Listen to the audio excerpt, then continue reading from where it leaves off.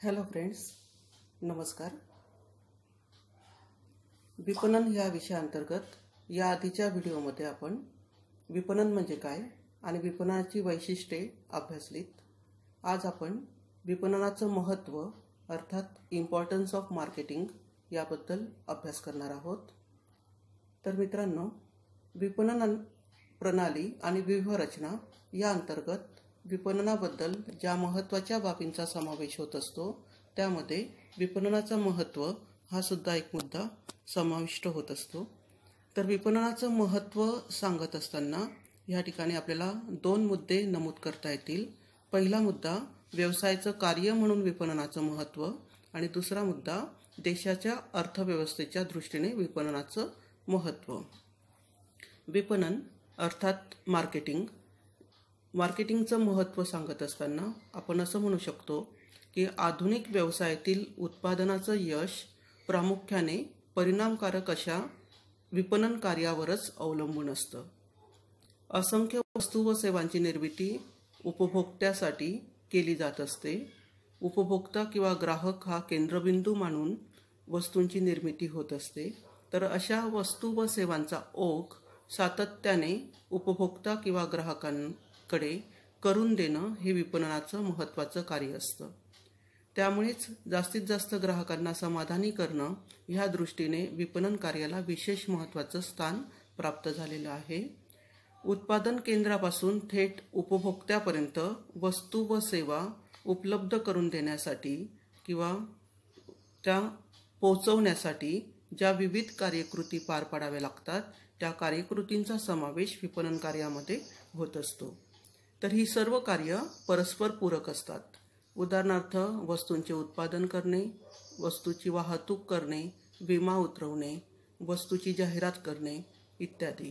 तर ही सर्व कार्य परस्पर पूरक असतात आणि मुख्य उद्देश उपभोक्त्याला वस्तू व सेवांचा पुरवठा करणे आणि उपभोक्त्याला समाधान प्राप्त करून देणे हा असतो. म्हणजेच विविध वस्तूंचं मागणीपूर्व उत्पादन सुरू झाल्यामुळे उत्पादन हे मोठ्या प्रमाणावर वाढलं. प्रचंड प्रमाणावर वाढलेलं उत्पादन स्वरूप लक्षात घेता त्या उत्पादनाच्या वितरणासाठी किंवा उत्पादन उपभोक्त्यापर्यंत पोहोचवण्यासाठी विपणन कार्याची गरजही भासू लागली. त्यामुळेच विपणन कार्याचं महत्त्व हे जाणून घेऊया किंवा महत्त्व आहे. तर दोन मुद्दे या ठिकाणी मी तुम्हाला सांगितले.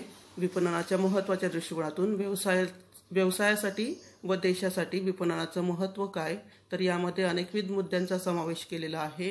त्यामुळेच पहिला पॉईंट जो आहे व्यवसायाचं कार्य म्हणून विपणनाचं महत्त्व तो आज आपण अभ्यासणार आहोत. व्यवसायाचं कार्य म्हणून विपणनाचं महत्त्व. Importance of marketing as business function. तर व्यवसायासाठी विपणन का महत्त्वाचं आहे? आपण पाहिलं की विक्री हे विपणनाचं कार्य आहे. तर विपणन हे व्यवसायाचं स्वतंत्र कार्य आहे. सर्व औद्योगिक उपक्रम जे काही आहेत, उद्योगधंद्यांचे जे काही कार्यप्रणाली आहे त्या कार्यप्रणालीची सुरुवात किंवा प्रारंभ आणि शेवट हा विपणनानेच होत असतो. आपण फिलिप कोटलर यांची व्याख्या बघितली मागच्या लेक्चरमध्ये. त्यांच्या मतानुसार marketing is beginning and end of all business activities. म्हणजेच विपणन ही व्यवसायाची सुरुवात आणि शेवटसुद्धा आहे व्यावसायिक कार्यकृतीचा. म्हणजेच व्यवसायाच्या सर्वच कार्यकृती ह्या विपणनाशी संबंधित असतात किंवा सर्वच कार्यकृती ह्या विपणनासाठी आवश्यक असतात. म्हणजेच व्यवसायातील सर्व कार्ये उपभोक्त्याच्या समाधानाशी निगडीत असतात. त्यामुळे आधुनिक विपणनात उपभोक्त्याला देवता मानले जाते. उपभोक्ता हा महत्त्वाचा मानला जातो आणि उपभोक्त्याला अनुसरूनच वस्तूची निर्मिती किंवा सेवांची निर्मितीही होत असते. कन्झ्युमर इज ए गॉड असं या ठिकाणी विपणनाच्या व्याख्येमध्ये किंवा विपणनाच्या स्वरूपामध्ये संबोधलं जात असतं. म्हणजेच उपभोक्त्याला प्रसन्न ठेवण्यासाठी, संपूर्ण समाधान मिळवण्यासाठी जी काही कार्यकृती करावी लागते त्या सर्व कार्यकृतींचा समावेश विपणनामध्ये होत असतो. म्हणजेच विपणन हे व्यवसायामध्ये अतिशय आवश्यक गोष्ट आहे. विपणनाशिवाय कोणताही व्यवसाय यशस्वी होऊ शकणार नाही आणि त्या दृष्टीनेच आधुनिक विपणन कार्यामध्ये व्यवसायाच्या दृष्टीने विपणनाचं काय महत्त्व आहे त्याबद्दल काही मुद्दे या ठिकाणी विश्लेषण करण्यात येईल. तर पहिला मुद्दा आहे उत्पादक वस्तू किंवा सेवांची जलद विक्री. विपणन कार्यामुळे उत्पादक संस्थांना त्यांनी उत्पादन केलेल्या वस्तू किंवा सेवा सहजपणे जगाच्या कोणत्याही ठिकाणी म्हणजेच जगाच्या कानाकोपऱ्यामध्ये पाठवता येतात किंवा विकता येतात. म्हणजे वस्तू किंवा सेवा जरी जळगावमध्ये उत्पादन झालेलं असेल तरीसुद्धा ती वस्तू किंवा सेवा आपण कोणत्याही ठिकाणी नेऊन पोचवू शकतो. ती वस्तू जळगावला बनलेली आहे ती आपण अमेरिकेला सुद्धा नेऊन पोचवू शकतो. हे कशामुळे शक्य होतं तर विपणन कार्यामुळे. सेवासुद्धा आपण असंख्य सेवांची जी काही विस्तृतीकरण आहे ते विस्तृतीकरण पूर्ण देशभरच आपण झालेलं बघत असतो सध्याच्या काळामध्ये. हे आधुनिक विपणनामुळे शक्य होत असतं.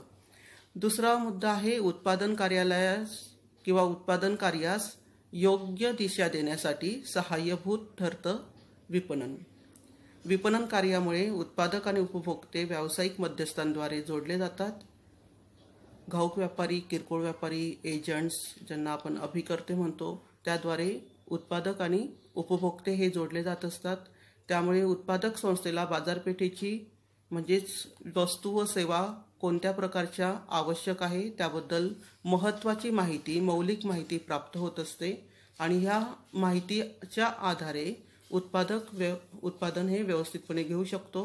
म्हणजे ग्राहकांच्या बदलत्या गरजांनुसार, बदलत्या कलनुसार किंवा बदलत्या फॅशन्सनुसार माहिती ही जी काही प्राप्त झालेली आहे विपणन कार्यामुळे त्या आधारे उत्पादन कार्याला योग्य दिशा देण्यासाठी मदत होत असते. उत्पादन कार्य योग्य पद्धतीने किंवा योग्य त्या उत्पादनाचं किंवा वस्तूचं, सेवेचं होऊ शकत असतं. म्हणजेच हे महत्त्वाचं कार्य आहे विपणनाचं, उत्पादन कार्यास योग्य दिशा देणे. पुढचा मुद्दा आहे उत्पादक संस्थांना उत्पादन कार्यावर लक्ष केंद्रित करणं शक्य होतं. उत्पादक संस्थांना विपणन कार्यामुळे माहिती प्राप्त होत असते. ती माहिती असंख्य मध्यस्थ जे काही कार्य करत असतात विपणनासाठी त्या मध्यस्थांद्वारे प्राप्त होत असते. त्यामुळे कार्यक्षम विपणन यंत्रणेमुळे वस्तू विक्रीची समस्या ही निर्माण होत नाही. त्यामुळे उत्पादन संस्थांना उत्पादन कार्यावर जास्तीत जास्त लक्ष केंद्रित करणं शक्य होत असतं आणि पर्यायाने उत्पादन संस्थांची उत्पादन क्षमताही वाढते. मोठ्या प्रमाणावर उत्पादन घेणं शक्य होत असतं आणि जेणेकरून मोठ्या प्रमाणावर जे उत्पादन होतं ते व्यावसायिकासाठी जसं फायदेशीर ठरत असतं त्याचप्रमाणे उपभोक्त्यासाठी सुद्धा फायदेशीर ठरत असतं. उपभोक्त्याला ती वस्तू माफक दरामध्ये किंवा वाजवी दरामध्ये उपलब्ध होऊ शकते. पुढचा मुद्दा आहे उत्पादित वस्तूंना स्थान आणि काल उपयोगिता निर्माण केली जाते. उत्पादक संस्थांना उत्पादन कार्यावर लक्ष केंद्रित करणे शक्य होत असल्यामुळे कार्यक्षम विपणन प्रणालीमुळे विपणन कार्यामुळे व्यवसाय संस्थांनी उत्पादित केलेल्या वस्तू किंवा सेवांना स्थान आणि काळ उपयोगिता निर्माण केली जाऊ शकते. उत्पादित वस्तूंना विविध बाजारपेठेमध्ये वर्षभर मागणी निर्माण होऊ शकते. वस्तू किंवा सेवा उत्पादन केंद्रापासून ने-आण करणं शक्य होत असतं, पोचवल्या जात असतात. वाहतूक यंत्रणेमुळे हे शक्य होतं. त्यामुळे स्थळ उपयोगिता उत्पादनासाठी निर्माण होते. मागणीपूर्व उत्पादन केलं जात असतं. त्यामुळे प्रत्यक्ष मागणी येईपर्यंत पद्धतशीरपणे वस्तू ह्या साठवून ठेवल्या जातात आणि वस्तूंना जेव्हा मागणी येईल त्यावेळेस ती मागणी पुरवली जात असते. म्हणजेच काळ उपयोगिता सुद्धा निर्माण होते. उत्पादित वस्तूंना स्थान आणि काळ उपयोगिता निर्माण करण्याचं कार्य विपणनाद्वारे केलं जातं. त्याचप्रमाणे उत्पादित वस्तूंची स्वामित्व उपयोगिता सुद्धा ग्राहकासाठी किंवा उपभोक्त्यासाठी निर्माण होत असते. म्हणजे त्या वस्तू ग्राहकाला किंवा उपभोक्त्याला सोपवल्या जात असतात. त्यामुळे त्या वस्तूंचा मालक तो बनतो आणि जी काही रक्कम आहे, जी काही किंमत आहे वस्तूची ती दिल्यानंतर ग्राहकाला, उपभोक्त्याला स्वामित्व उपयोगिता विपणनामुळेच मिळत असते. त्यानंतर पुढचा मुद्दा आहे मोठ्या प्रमाणावर उत्पादनाचे फायदे. गतिमान विपणनामुळे विक्री वाढते.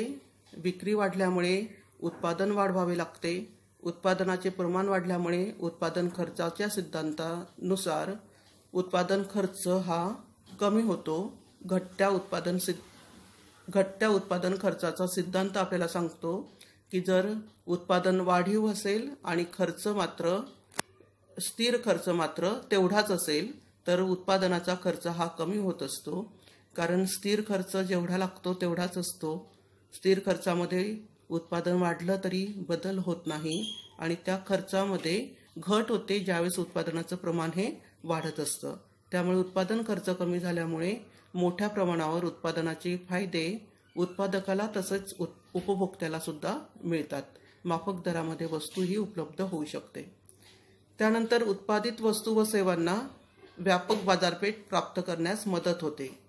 कार्यक्षम विपणन व्यवस्थेमुळे व्यापक विपणन जाळे निर्माण होत असते. त्यामुळे दूरवरच्या बाजारपेठा म्हणत असताना देशी त्याचप्रमाणे विदेशी म्हणजेच फक्त इंडियन नाही तर आपल्याला आउट ऑफ इंडिया सुद्धा तो माल पोहोचवता येत असतो आणि या बाजारपेठांमध्ये मागणी निर्माण होते. म्हणजे व्यापक बाजारपेठ ही बनत असते.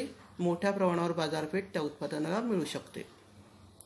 त्यानंतर पुढचा मुद्दा आहे वस्तू वितरणाच्या खर्चामध्ये बचत करणं शक्य.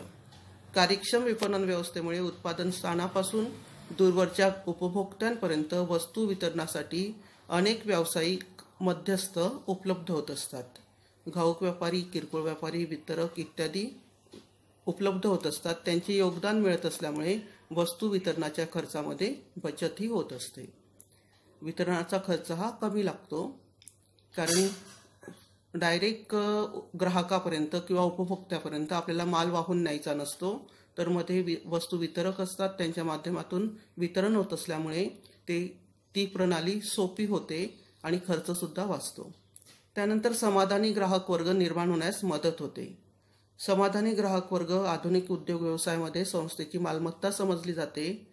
परिणामकारक वितरण व्यवस्थेमुळे अनेक व्यावसायिक मध्यस्थांच्या साखळीद्वारे उत्पादक आणि उपभोक्ते जोडले जातात. त्यामुळे उपभोक्त्यांच्या बदलत्या आवडीनिवडी, रूढी, परंपरा, सवयी, फॅशन इत्यादींची वेळोवेळी माहिती प्राप्त होते. उत्पादकांना या माहितीचा फायदा होत असतो. त्यामुळे उपभोक्त्याच्या बदलत्या गरजेनुसार उत्पादन आणि वितरण व्यवस्था निर्माण केली जाते. त्यामुळे उपभोक्त्यांची समाधान पातळी उंचवण्यास मदत होते. उपभोक्ता समाधानी राहतो आणि उपभोक्त्याला आवश्यक ती माहिती किंवा सेवा पुरवली जाते. त्यानंतर मोठ्या प्रमाणावर आर्थिक लाभ प्राप्त करण्यास सहाय्य. कार्यक्षम विपणन प्रणालीमुळे किंवा ह्या व्यवस्थेमुळे दूरवरच्या बाजारपेठेमध्ये मोठ्या प्रमाणावर मागणी निर्माण केली जाते. मोठ्या प्रमाणावर मागणी निर्माण होत असल्यामुळे मोठ्या प्रमाणावर विक्री करावी लागते आणि त्यामुळे उत्पादक उद्योग संस्थांना मोठ्या प्रमाणावर नफ्याच्या स्वरूपामध्ये आर्थिक लाभ प्राप्त होत असतो. मोठ्या प्रमाणावर उत्पादनाचे फायदे निश्चितच विपणन कार्यामुळेच प्राप्त होत असतात. विपणनामुळे उत्पादनाचं क्षेत्र वाढवावं लागतं, उत्पादनाचं प्रमाण वाढतं आणि त्यानुसार विक्री वाढते आणि विक्री वाढून आर्थिक लाभ हा वाढत असतो. आर्थिक लाभ वाढल्यामुळे पर्यायाने समाजाला सुद्धा त्याचा फायदा उत्पादक करून देत असतो. पुढचा मुद्दा आहे उत्पादन क्षमतेचा पुरेपूर वापर करणं शक्य होतं. प्रॉडक्टिव्हिटी ही पुरेपूर वापरली जाते. कार्यक्षम विपणन व्यवस्थेमुळे उत्पादित वस्तू किंवा सेवांना दूरवरच्या बाजारपेठेमध्ये मागणी निर्माण होते. हे आपण मगाशी पाहिलं आणि ही मागणी निर्माण झाल्यामुळे मोठ्या प्रमाणावर उत्पादन करावे लागते. त्यामुळे जी यंत्रसामुग्री असेल, जी काही उपलब्धता असेल साधनसामुग्रीची, त्या साधनसामुग्रीचा पुरेपूर वापर केला जातो. ते साधनसामुग्री वेस्टेज होत नाही, यंत्रसामुग्रीसुद्धा रिकामी राहत नाही आणि त्या दृष्टिकोनातून पुरेपूर वापर झाल्यामुळे उत्पादन क्षमता वाढवता येते आणि उत्पादनाचं प्रमाण हे वाढतं. त्यानंतर उपभोक्त्यांना रास्त दरात वस्तू किंवा सेवा विक्री करणं शक्य होतं. कार्यक्षम विपणन व्यवस्थेमुळे मोठ्या प्रमाणावर उत्पादन खर्चामध्ये बचत होते आणि वितरण खर्चामध्ये सुद्धा बचत होते. त्यामुळे व्यवसाय संस्थांना रास्त दरामध्ये वस्तू किंवा सेवा विक्री करणं शक्य होत असतं कारण ते त्यांना परवडण्यासारखं असतं. कमी किमतीमध्ये किंवा योग्य दरामध्ये वस्तू किंवा सेवा ही उपलब्ध करून दिली जाते. आणि शेवटचा मुद्दा आहे उपभोक्त्याच्या ज्ञानामध्ये वाढ होते. उपभोक्ता ज्ञानात वाढ. आधुनिक विपणनात उपभोक्त्याला विशेष महत्त्वाचं स्थान दिलेलं आहे. त्यामुळे आजचं विपणन हे उपभोक्ताभिमुख आहे असं म्हटलं जातं. त्यामुळे आधुनिक विपणन प्रणालीत जाहिरात आणि विक्रय वृद्धी उपक्रमाद्वारे उपभोक्त्यांना विक्रेय वस्तू आणि सेवेची सविस्तर आणि परिपूर्ण माहिती देण्याचा प्रयत्न केला जातो. म्हणजेच जाहिरात आणि प्रसिद्धीच्या माध्यमांद्वारे उपभोक्त्यांना जी माहिती दिली जाते त्यामुळे उपभोक्त्यांच्या ज्ञानामध्ये, माहितीमध्ये मोठ्या प्रमाणावर वाढ होत असते. त्यामुळे उत्पादक संस्थेच्या विपणन कार्याला गती मिळण्यास मदत होते. कारण उपभोक्त्याच्या ज्ञानामध्ये, माहितीमध्ये जर वाढ झाली, आपल्या उत्पादनाबद्दल, सेवेबद्दल जर उपभोक्त्याला माहिती मिळाली तर निश्चितच उपभोक्ता आपलं उत्पादन किंवा सेवेकडे वळतो आणि त्या दृष्टिकोनातून आपल्याला उत्पादन किंवा सेवेमध्ये वाढ ही करावी लागत असते. म्हणजेच उत्पादन कार्याला गती मिळते. तर व्यवसायाच्या दृष्टिकोनातून हे सर्व फायदे असल्यामुळे विपणन कार्य व्यवसायाद्वारे अंमलात आणलं जात असतं. व्यावसायिक अनेकाधिक विपणन कार्य राबवित असतो. यामध्ये जाहिरात असेल, वाहतूक असेल किंवा इतर ज्या काही सेवा आवश्यक असतात, विक्रीपूर्व किंवा विक्रयोत्तर सेवा, या सर्व सेवा देण्याचा प्रयत्न व्यावसायिक करत असतो की जेणेकरून ह्या विपणन कार्यामुळे व्यावसायिकाच्या कार्यामध्ये वाढ होईल, व्यावसायिकाच्या व्यवसायामध्ये जास्तीत जास्त वाढ होईल, मोठ्या प्रमाणावर बाजारपेठ व्यावसायिकाला मिळू शकेल. तर हे सर्व मुद्दे व्यवसायाच्या दृष्टिकोनातून फायद्याचे आहेत. विपणनाच्या आधारे पुढच्या भागामध्ये आपण देशाच्या अर्थव्यवस्थेच्या दृष्टीने विपणनाचं काय महत्त्व आहे ते अभ्यासणार आहोत. तर मित्रांनो, आज आपण ह्या ठिकाणी थांबूया. धन्यवाद. Have a nice day. Thank you.